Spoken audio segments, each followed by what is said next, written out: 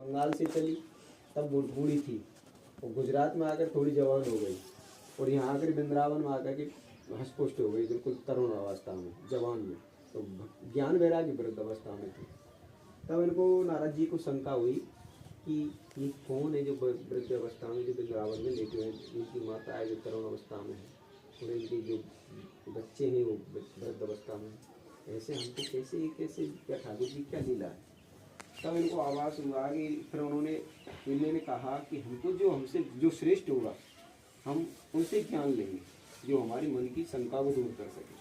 पूरी पृथ्वी की परिक्रमा लगाई पर इनसे श्रेष्ठ विद्वान कोई नहीं मिला नारद जी से।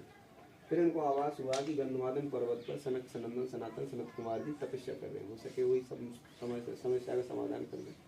तो वहाँ पहुँच के अपने दंडोत प्रणाम करी। दंडोत प्रणाम करके फिर अपने नारद जी सनकादिक ऋषियों ने नारद जी से कहा, नारद जी क्या चिंता है आप? उन भगवान कोई चिंता नहीं है, वो चिंता तो आपको चेहरा पे झलक रही है, आप उदासीनता है, आप पसीना में नहा रहे हो, फिर भी तेरे कोई चिंता नहीं। उन महाराज क्या करे, कलयुग की प्राप्ति हो गई, कलयुग के जीव जो आटे की चक्की की भांति खुश रहे। और भक्ति रानी ज्ञान वैराग्य वृद्ध अवस्था में वृंदावन में लेटी हुई। क्या करें महाराज, हमको बड़ी विडम्बना और बड़ी शंका हो रही है, कैसे जीव का उद्धार होगा कलयुग में।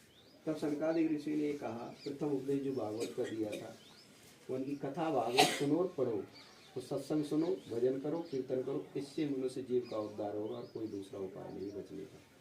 तब सनकादिक ऋषि ने कहा उनकी भक्ति रानी ज्ञान वैरागी के लिए भी अपनी सुंदर भागवत का आयोजन करिए और वहाँ सब संतों को इकट्ठा कीजिए, जितने भी भारतवर्ष में सब संत मुनि अपने भगत, और अपने वो ऐसी दूरी तय करिए जो वृंदावन की भी आ सके और हरिद्वार की भी आ सके। ये बीच की दूरी, ये शुक्रताल बोलते हैं, जहाँ बट वृक्ष है वहाँ पर। तो सुंदर कथा का मुहूर्त लेकर, कथा का बढ़िया मुहूर्त लेकर दिया और वहाँ पर मुहूर्त लेकर के सब संतों को निमंत्रण दे दिया, भक्तों को।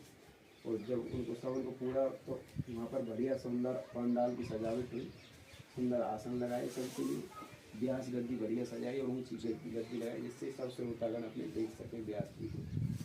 तो वहाँ श्रोतागण जी अपने सुखदेव जी ने फिर भागवत कथा का आयोजन किया शुक्रताल में, जहाँ अपने बट वृक्ष है, सब वहाँ पर पूरे भारतवर्ष के सब इकट्ठे। भक्ति रानी ज्ञान वैरागी वहाँ पर पहुँची।